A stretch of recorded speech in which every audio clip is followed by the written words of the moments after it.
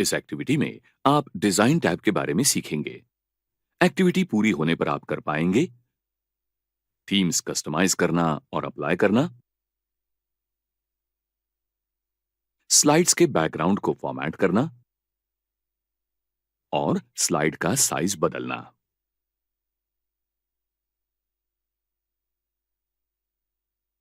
Theme एक पहले ही define किया गया रंग, फॉन्ट, लेआउट और बाकी एलिमेंट्स का प्रेजेंटेशन के एक अथवा अधिक स्लाइड्स में अंतर्भाव किया हुआ एक सेट होता है। डिजाइन टैब इस थीम ग्रुप द्वारा आप तुरंत एक थीम सिलेक्ट कीजिए और आपके प्रेजेंटेशन के लिए उसका इस्तेमाल कीजिए। उससे आपके संपूर्ण प्रेजेंटेशन को एक सुसंगत और प्रोफेशनल लुक मिल सकता है।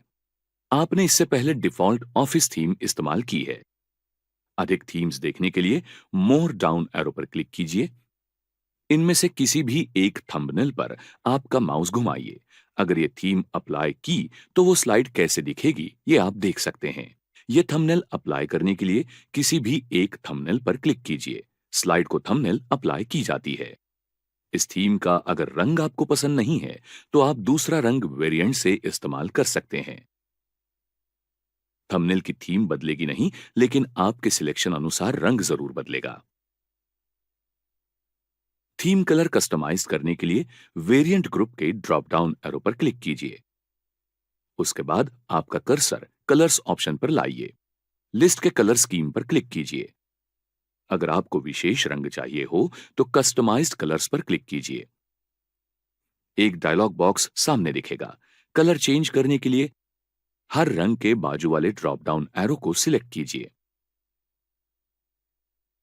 आपको कोई निश्चित रंग चाहिए हो तो आप मोर कलर पर क्लिक कर सकते हैं। आपको चाहिए उस थीम का रंग टाइप कीजिए और सेव कीजिए। नए कस्टम थीम कलर के साथ प्रेजेंटेशन अपडेट हो जाएगा। उसके साथ ही आप नए set of theme fonts apply कर सकते हैं। वेरिएंट ग्रुप के ड्रॉप डाउन एरो को क्लिक कीजिए और आपका पॉइंटर फॉन्ट पर ले जाइए। आपको अलग अलग फॉन्ट की एक लिस्ट सामने दिखेगी। आपको चाहिए वो फॉन्ट आप चुन सकते हैं अथवा आपको चाहिए वो फॉन्ट आप कस्टमाइज कर सकते हैं। करंट फॉर्म वाला डायलॉग बॉक्स ओपन होगा। फॉन्ट चेंज करने के लिए हेडिंग और बॉडी डाउन एरो पर क्लिक कीजिए और जो चाहिए वो फॉन्ट चुनिए। आपको चाहिए वो नाम टाइप कीजिए और सेव पर क्लिक कीजिए। अब आप देख सकते हैं कि एक नया थीम फॉन्ट तैयार हो गया है। इसी प्रकार आप आपके प्रेजेंटेशन में इफेक्ट ऑप्शन का उपयोग करके शेप्स में बदलाव कर सकते हैं। वेरिएंट ग्रुप के डाउन एरो को क्लिक कीजिए और पॉइंटर को इफेक्ट पर लाइए। आपको चाहिए वो थीम इफेक्ट चुनिए। चुना हुआ इफेक्ट अप्लाई हो गया है ये आप देख सकते हैं। उसके बाद अलग अलग बैकग्राउंड स्टाइल चुन के आप बैकग्राउंड भी बदल सकते हैं। ये बैकग्राउंड स्टाइल्स सिलेक्टेड थीम पर चुनी हुई होती है। वेरिएंट ग्रुप से बैकग्राउंड स्टाइल्स में जो चाहिए वो स्टाइल चुनिए। नए बैकग्राउंड सभी स्लाइड्स को अप्लाई की हुई दिख जाएगी। बैकग्राउंड कस्टमाइज करने के लिए कस्टमाइज ग्रुप के फॉर्मेट बैकग्राउंड ऑप्शन पर क्लिक कीजिए। दाहिने पेन में क्लिक करके आप स्लाइड के बैकग्राउंड, कलर, पिक्चर, पैटर्न अथवा टेक्सचर ऑप्शन इस्तेमाल करके कस्टमाइज कर सकते हैं। स्लाइड बैकग्राउंड कलर करने के लिए सॉलिड फिल पर क्लिक कीजिए और मेन्यू से कलर चुनिए। निश्चित ऐसा रंग चुनने के लिए मोर कलर पर क्लिक कीजिए अथवा आई ड्रॉपर टूल से आपको चाहिए वो रंग चुनिए। अधिक स्पष्टता लाने के लिए ट्रांसपेरेंसी स्लाइड पर क्लिक कीजिए। दो अथवा उससे अधिक रंग एक करके ग्रेडियंट फिल्स तैयार किए जाते हैं। जब आप ग्रेडियंट फिल्स ऑप्शन सिलेक्ट करते हैं तब पैनल पर अलग अलग ऑप्शंस दिखने लगते हैं। प्रीसेट ग्रेडियंट में रेडीमेड ग्रेडियंट होते हैं। ड्रॉप डाउन कंट्रोल से जो कोई ग्रेडियंट का प्रकार आप चुनते हैं उससे ग्रेडियंट का ओरिएंटेशन तैयार होता है। रंग बदलना तय करने के लिए ग्रेडियंट की डायरेक्शन कमांड मदद करती है। एंगल कमांड ग्रेडियंट के ओरिएंटेशन को कंट्रोल करने का काम करती है। ग्रेडियंट के कलर स्कीम को कस्टमाइज करने के लिए ग्रेडियंट स्टॉप को सिलेक्ट कीजिए और कलर डाउन एरो को क्लिक कीजिए और जो चाहिए वो रंग चुनिए। ग्रेडियंट कलर कवरेज को एडजस्ट करने के लिए दाहिने अथवा बाएं बाजू के स्टॉप्स को ड्रैग और क्लिक कीजिए। पोजीशन ट्रांसपेरेंसी और ब्राइटनेस एडजस्ट करने के लिए आप अप और डाउन एरो अथवा स्लाइडर को चाहिए जैसा ड्रैग कर सकते हैं। सभी स्लाइड्स को ग्रेडियंट कलर इस्तेमाल करने के लिए अप्लाई टू ऑल पर क्लिक कीजिए। किसी चित्र को बैकग्राउंड जैसे इस्तेमाल करने के लिए पिक्चर अथवा टेक्सचर फील्ड पर क्लिक कीजिए। आप वो चित्र फाइल, क्लिपबोर्ड अथवा ऑनलाइन सोर्स से चुन सकते हैं। आपके बैकग्राउंड को चाहिए वो टेक्सचर भी ट्रांसपेरेंसी स्लाइडर का इस्तेमाल करके आप अप्लाई कर सकते हैं। Tile picture as texture box का उपयोग चुने हुए टेक्सचर और पिक्चर बैकग्राउंड में टाइल और पिक्चर जैसे दिखने के लिए कर सकते हैं। पैटर्न यानी दो रंग के डिजाइन्स होते हैं जो रेखा, डॉट्स, डैशेस, चेक्स और बाकी अनेक चीजों से बने होते हैं। टूल टिप देखने के लिए इनमें से किसी भी एक थंबनेल पर कर्सर घुमाइए जो आपको पैटर्न फिल दिखाएगा। आपको चाहिए वो पैटर्न आप चुन सकते हैं। स्लाइड बैकग्राउंड पर वो अप्लाई हो जाएगा। आपके सिलेक्टेड पैटर्न को कलर देने के लिए फोरग्राउंड कलर मेन्यू से कलर बदल सकते हैं। बिल्कुल वैसा ही बैकग्राउंड कलर मेन्यू से आप आपके सिलेक्टेड पैटर्न का बैकग्राउंड बदल सकते हैं। कभी कभी प्लेस होल्डर स्लाइड को दिया हुआ बैकग्राउंड छुपाता है। ये टालने के लिए हाइड बैकग्राउंड ग्राफिक्स पर क्लिक कीजिए। सभी स्लाइड के बैकग्राउंड को कलर देने के लिए अप्लाई टू ऑल पर क्लिक कीजिए। रीसेट बैकग्राउंड का उपयोग बैकग्राउंड को पहले ही दिया हुआ कलर रीसेट करने के लिए होता है। एक बार आपने बैकग्राउंड सेटिंग बदल दिया तो आप ये थीम दूसरे किसी भी प्रेजेंटेशन में इस्तेमाल करने के लिए सेव कर सकते हैं। इसके लिए थीम ग्रुप के डाउन एरो पर क्लिक कीजिए। उसके बाद सेव करंट थीम पर क्लिक कीजिए। फाइल का नाम टाइप कीजिए और सेव क्लिक कीजिए।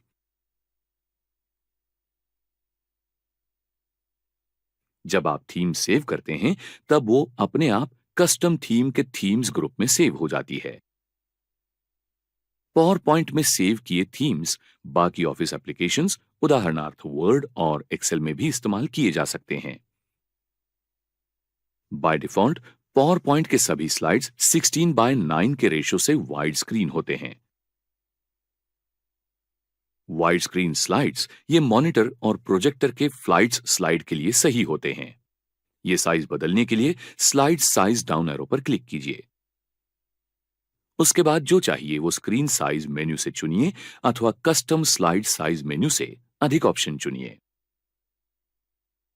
स्लाइड साइज डायलॉग बॉक्स में स्लाइड के साइज के अलग अलग डायमेंशंस है। आप स्लाइड को लंबाई और चौड़ाई इस्तेमाल करके भी कस्टमाइज कर सकते हैं। आप स्लाइड ओरिएंटेशन भी चुन सकते हैं।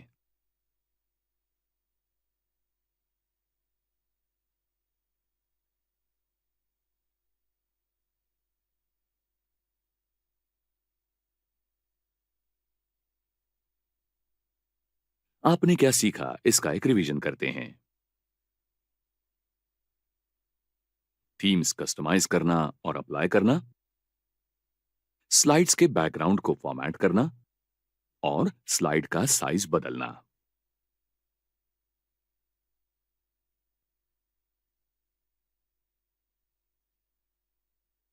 चलिए कुछ नया सीखते हैं। इस एक्टिविटी में आप सीखेंगे स्लाइड को ट्रांजिशंस अप्लाई करना, अलग अलग ट्रांजिशंस प्रीव्यू करना, ट्रांजिशंस को साउंड इफेक्ट इस्तेमाल करना और ट्रांजिशंस के टाइमिंग्स एडजस्ट करना।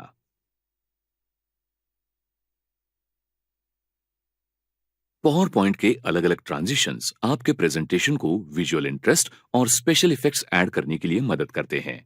स्लाइड के बदलाव अथवा उन्हें अधिक आकर्षक करने के लिए किए बदलाव जैसे ट्रांजिशंस भी आसान होते हैं।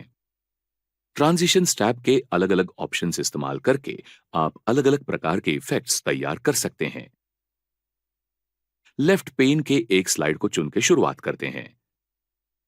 ट्रांजिशंस टैब के इस स्लाइड ग्रुप में आप देख सकते हैं कि एक भी इफेक्ट अप्लाई नहीं किया गया। इसका अर्थ ऐसा है कि स्लाइड को एक भी ट्रांजिशन अप्लाई नहीं हुआ है। सभी ट्रांजिशंस की लिस्ट देखने के लिए मोर एरो पर क्लिक कीजिए। आप देख सकते हैं कि ट्रांजिशंस को 3 अलग अलग कैटेगरीज में विभाजित किया गया है। सटल कैटेगरी के ऑप्शंस बेसिक और सीधे साधे ट्रांजिशंस के लिए इस्तेमाल किए जाते हैं, तो एक्साइटिंग कैटेगरी के ऑप्शंस कठिन ट्रांजिशंस के लिए इस्तेमाल किए जाते हैं। ये सटल ट्रांजिशंस से अधिक इंटरेस्टिंग होते हैं। डायनेमिक कंटेंट कैटेगरी के ऑप्शंस बैकग्राउंड को छोड़ के स्लाइड के सभी ऑब्जेक्ट्स में बदलाव करने का काम करते हैं। आपको चाहिए वो ट्रांजिशन चुनिए और आपको चाहिए उस स्लाइड को वो अप्लाई कीजिए। ट्रांजिशन अप्लाई हुआ है या नहीं, ये देखने के लिए प्रीव्यू कमांड पर क्लिक कीजिए। आप देख सकते हैं कि स्लाइड अप्लाइड ट्रांजिशन के साथ दिख रही है। स्लाइड के थंबनेल के बाजू में एक स्टार आपको दिखता है। उसका अर्थ ऐसा है कि ट्रांजिशन अप्लाई किया गया है। आप तुरंत ट्रांजिशंस प्रॉपर्टीज बदल सकते हैं। उदाहरणार्थ ट्रांजिशंस डायरेक्शन। इफेक्ट को कस्टमाइज करके आप ये कर सकते हैं। इफेक्ट ऑप्शंस डाउन एरो पर क्लिक कीजिए और ऑप्शन चुनिए। आप जो ट्रांजिशन चुनेंगे उसके अनुसार ऑप्शंस बदल सकते हैं। ट्रांजिशंस इफेक्ट निकालने के लिए ट्रांजिशंस ग्रुप से इस स्लाइड के लिए नन ये ऑप्शन चुनिए। अब हम मॉर्फ ट्रांजिशंस इस्तेमाल करके देखते हैं। मॉर्फ ट्रांजिशंस किसी भी 2 स्लाइड्स में एक सहज हलचल और एनिमेशन इफेक्ट जोड़ देता है। शुरुआत करने के लिए ऑब्जेक्ट सिलेक्ट कीजिए और मॉर्फ पर क्लिक कीजिए। उसके बाद आपको ये ऑब्जेक्ट दूसरे स्लाइड पर कॉपी और पेस्ट करना होगा और उसके बाद ऑब्जेक्ट की पोजीशन बदलनी होगी। अब ऑब्जेक्ट सिलेक्ट कीजिए और मॉर्फ ट्रांजिशंस पर क्लिक कीजिए। इफेक्ट ऑप्शन से मॉर्फ ट्रांजिशंस का प्रकार चुनिए। ये ऑप्शन टू मूव ऑब्जेक्ट ऐसा भी हो सकता है। उदाहरणार्थ स्लाइड के चित्र, आकार, शब्द अथवा स्वतंत्र अक्षर। तैयार हुए मॉर्फ ट्रांजिशंस देखने के लिए प्रीव्यू पर क्लिक कीजिए। आश्चर्य है ना? आप यही ट्रांजिशंस सभी स्लाइड्स को इस्तेमाल करने के लिए टाइमिंग ग्रुप के अप्लाई टू ऑल इस कमांड का इस्तेमाल कर सकते हैं। Duration command transition time set करने के लिए मदद करती है। आप साउंड मेन्यू से साउंड ट्रांजिशन भी इस्तेमाल कर सकते हैं। याद रखिए, बहुत सारे साउंड ट्रांजिशंस इस्तेमाल करना ये आपकी ऑडियंस के लिए विचलित करने वाला हो सकता है, इसीलिए उसका उपयोग संयमित तरीके से करना जरूरी है। स्लाइड शो के दरमियान दूसरे स्लाइड पर जाने के लिए आप माउस को क्लिक कर सकते हैं। कीबोर्ड पर एरो कीज का इस्तेमाल कर सकते हैं। एडवांस स्लाइड का उपयोग दूसरे स्लाइड के टाइमिंग को स्पेसिफाई करने के लिए होता है। आफ्टर बॉक्स को सिलेक्ट कीजिए और सही टाइमिंग सेट कीजिए। दिख रही स्लाइड दूसरी स्लाइड आने से पहले कितनी देर स्क्रीन पर रहे, यह तय करने के लिए इसका इस्तेमाल किया जाता है। स्लाइड से स्क्रीन पर आने के लिए अगर माउस का उपयोग कर रहे हैं तो ऑन माउस क्लिक ये बॉक्स सिलेक्ट कीजिए। आप दोनों भी ऑन माउस क्लिक बॉक्स और आफ्टर बॉक्स सिलेक्ट कर सकते हैं। इस केस में अगर आप माउस को निर्धारित समय के पहले दूसरे स्लाइड पर जाने के लिए क्लिक नहीं करेंगे तो आफ्टर बॉक्स स्लाइड ऑटोमेटिक आगे आ जाएगी।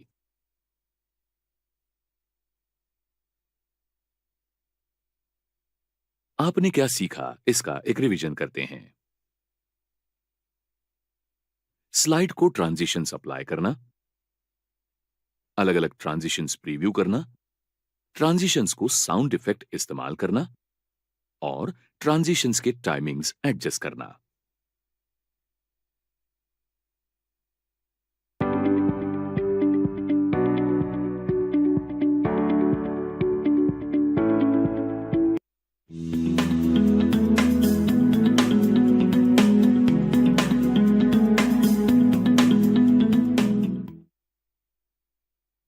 पासपोर्ट एक आधिकारिक दस्तावेज है जिसे भारत सरकार द्वारा जारी किया जाता है, जो धारक की पहचान और नागरिकता को प्रमाणित करता है। ये धारक को विदेश से आने और जाने के लिए यात्रा की इजाजत देता है। पासपोर्ट के लिए ऑनलाइन एप्लीकेशन करना आवश्यक होता है। पासपोर्ट ये एक अनिवार्य दस्तावेज है जो विदेश की यात्रा के लिए आवश्यक होता है, इसलिए पासपोर्ट के लिए अप्लाई करना जरूरी है। विदेश यात्रा के लिए एयरपोर्ट पर पासपोर्ट जरूरी होता है। एयरपोर्ट पर सत्यापन के लिए और कभी विदेश के लिए फ्लाइट टिकट्स को बुक करने के दौरान पासपोर्ट जरूरी होता है। सभी भारतीय नागरिक जो यात्रा करते हैं या विदेशों में यात्रा करना चाहते हैं, उनके पास वैध पासपोर्ट होना आवश्यक है। संगीता और उसकी दोस्त सीमा छुट्टियों की योजनाओं के बारे में चर्चा कर रही हैं। संगीता उसके दोस्त को नए वर्ष की शाम पेरिस में बिताने के बारे में पूछती है। सीमा जाने के लिए उत्सुक है, परंतु उसके पास पासपोर्ट न होने का उसे खेद है। संगीता ने उसे परेशान न होने के लिए कहा, क्योंकि इन दिनों पासपोर्ट के लिए ऑनलाइन अप्लाई आसानी से किया जा सकता है। उसने अपना लैपटॉप शुरू किया और निम्नलिखित तरीके से सीमा को पासपोर्ट के लिए ऑनलाइन एप्लीकेशन की प्रक्रिया को समझाया।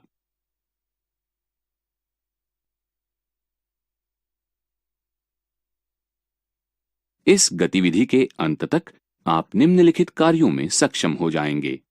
ऑनलाइन पासपोर्ट एप्लीकेशन के लिए स्वयं को रजिस्टर करने की प्रक्रिया को समझाना और रजिस्ट्रेशन के बाद पासपोर्ट के लिए अप्लाई करने की प्रक्रिया को स्पष्ट करना। पासपोर्ट सेवा ऑनलाइन पोर्टल भारतीय नागरिकों के लिए पासपोर्ट और संबंधित सेवाओं के लिए अप्लाई करने के लिए रेखांकित किया गया है।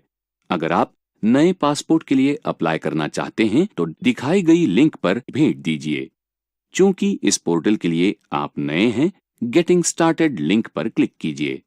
आपके पासपोर्ट एप्लीकेशन के साथ कार्रवाई से पहले इस सेक्शन में उल्लिखित समस्त निर्देशों को ध्यानपूर्वक पढ़िए। पासपोर्ट एप्लीकेशन बेसिक रिक्वायरमेंट्स के अंतर्गत दिए गए समस्त अनुदेशों को भी आपके पासपोर्ट एप्लीकेशन के लिए आवश्यक डॉक्यूमेंट्स को समझने के लिए पढ़िए। जन्म प्रमाण पत्र या जन्म तारीख का सबूत, फोटोग्राफ के साथ पहचान पत्र, निवास का प्रमाण और राष्ट्रीयता का प्रमाण जरूरी है।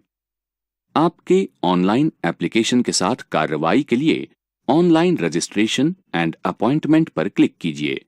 इस सेक्शन में दिखाई गई लिंक पर रजिस्ट्रेशन के लिए क्लिक कीजिए। यूजर लॉगिन पेज खुलता है। क्योंकि आप नए एप्लीकेंट हैं, रजिस्टर न्यू यूजर लिंक पर क्लिक कीजिए। नए यूजर के लिए रजिस्ट्रेशन फॉर्म प्रदर्शित होता है।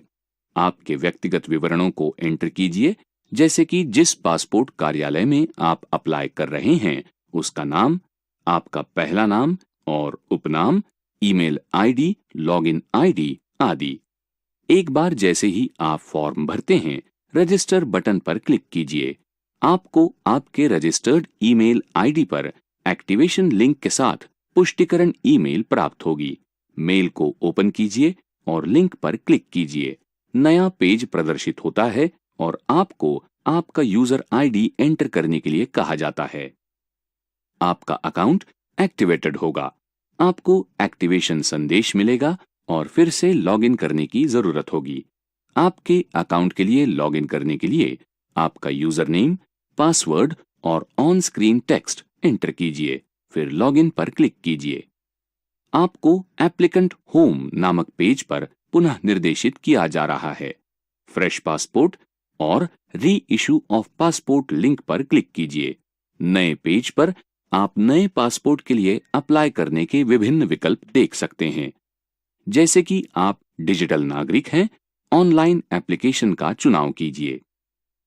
जिसके लिए आप अप्लाई कर रहे हैं, उस पासपोर्ट के प्रकार को निर्दिष्ट कीजिए कि क्या आप नए पासपोर्ट, साधारण या तत्काल पासपोर्ट या 36 पेज या 60 पेज पासपोर्ट बुकलेट के लिए अप्लाई कर रहे हैं। इनमें से उचित विकल्प को सिलेक्ट कीजिए। कार्रवाई के लिए नेक्स्ट पर क्लिक कीजिए। आपको एप्लीकेशन फॉर्म को मेन्यू के विभिन्न सेक्शंस के अंतर्गत संबंधित विवरणों को एंटर करते हुए फिलअप करना जरूरी है। आपका एड्रेस आपके जिले और राज्य को सिलेक्ट करके एंटर कीजिए। एप्लीकेंट विवरणों के अंतर्गत व्यक्तिगत जानकारी को फिलअप कीजिए, जैसे कि आपका पहला नाम, उपनाम, लिंग, जन्म तारीख आदि, और नेक्स्ट पर क्लिक कीजिए। परिवार के विवरणों के अंतर्गत संबंधित टेक्स्ट बॉक्सेस में आपके माता पिता का नाम जैसे विवरणों को एंटर कीजिए और नेक्स्ट पर क्लिक कीजिए।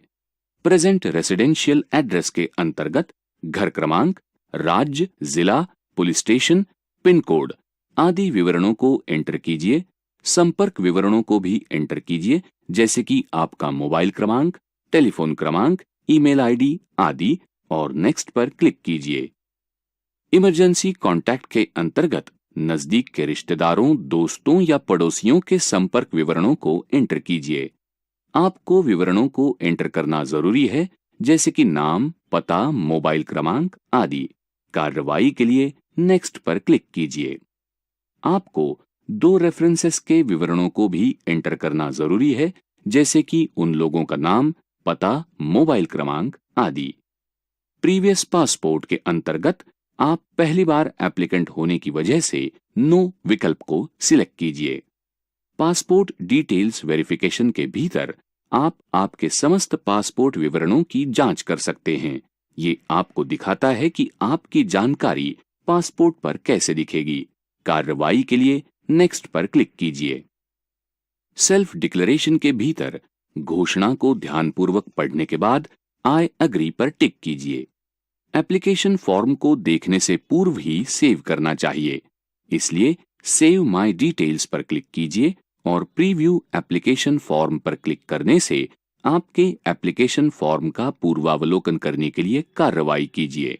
ऐसा करने पर आपके पासपोर्ट एप्लीकेशन फॉर्म का पूर्वावलोकन प्रदर्शित होता है। प्रिंट या फॉर्म को बंद करने के लिए उचित बटन पर क्लिक कीजिए। फॉर्म के पूर्वावलोकन के बाद आप फॉर्म जमा करने के लिए सबमिट बटन पर क्लिक कर सकते हैं। तो आपने देखा कि आप कितनी आसानी से पासपोर्ट सेवा वेबसाइट पर रजिस्टर कर सकते हैं और पासपोर्ट के लिए अप्लाई कर सकते हैं। इन दिनों सरकार ने लोगों के लिए कई सारी बातों को सुविधाजनक बनाया है। लंबी लाइनों में खड़ा रहने या एक कार्यालय से दूसरे कार्यालय में जाने की जरूरत नहीं है।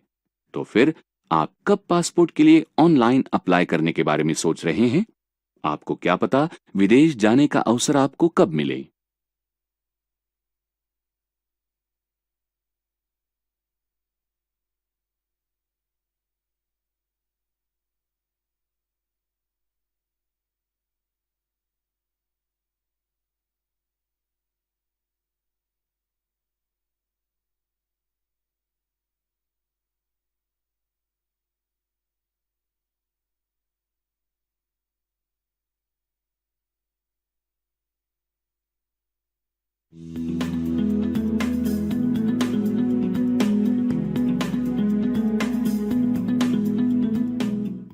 संगीता और सीमा नए वर्ष की शाम को पेरिस में मनाने की योजना बना रही हैं। संगीता के पास पहले से ही पासपोर्ट है और सीमा ने नए पासपोर्ट के लिए अप्लाई किया है। सीमा चिंतित है क्योंकि अब तक उसका पासपोर्ट नहीं आया है। संगीता ने उसे चिंता न करने की सलाह दी और उसे दिखाया कि किस तरह सीमा उसके पासपोर्ट के स्टेटस का ट्रैक ऑनलाइन देख सकती है। चलिए देखते हैं ये किस प्रकार से किया जा सकता है। इस गतिविधि के अंत तक आप निम्नलिखित कार्यों में सक्षम हो जाएंगे। आपके पासपोर्ट के स्टेटस को किस प्रकार ट्रैक कर सकते हैं, इसका वर्णन करना। अगर आपने पासपोर्ट के लिए अप्लाई किया है और आपके एप्लीकेशन की कार्यवाही कहां तक हुई है, इसकी जांच करना चाहते हैं, तो passportindia.gov.in पर पासपोर्ट सेवा वेबसाइट को भेंट दीजिए। यदि आप इस पोर्टल के नए यूजर हैं, तो रजिस्टर नाउ पर क्लिक कीजिए। अन्यथा ट्रैक एप्लीकेशन स्टेटस बटन पर आपके पासपोर्ट के स्टेटस की जांच करने के लिए क्लिक कीजिए।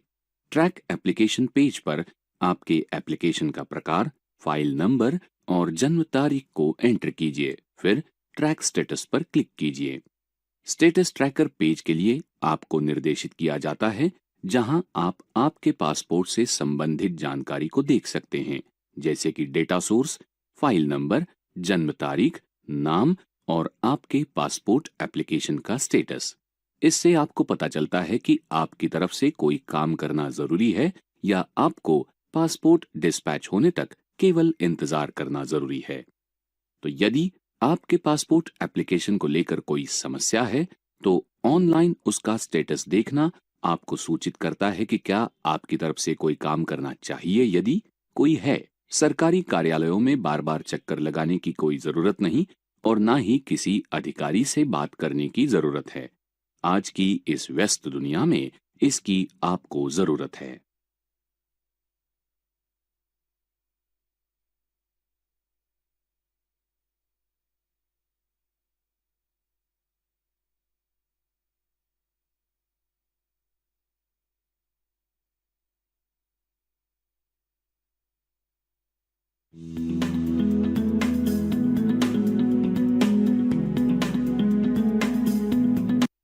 डेटा एंट्री एक व्यापक शब्द है जिसमें अनेक तरह के व्यवसाय आते हैं। इनमें electronic data processor, typist, word processor, transcriber, coder और क्लर्क आते हैं।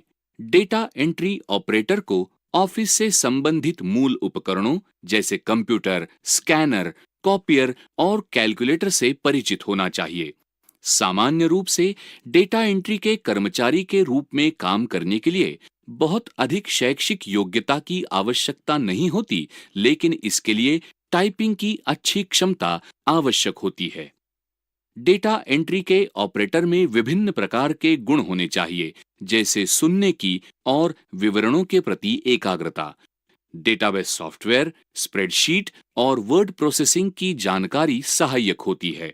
अच्छी स्पेलिंग, व्याकरण और विरामादि की कुशलताएं, साथ ही पढ़ने की अच्छी समझ ऑपरेटर के महत्व को बढ़ाते हैं।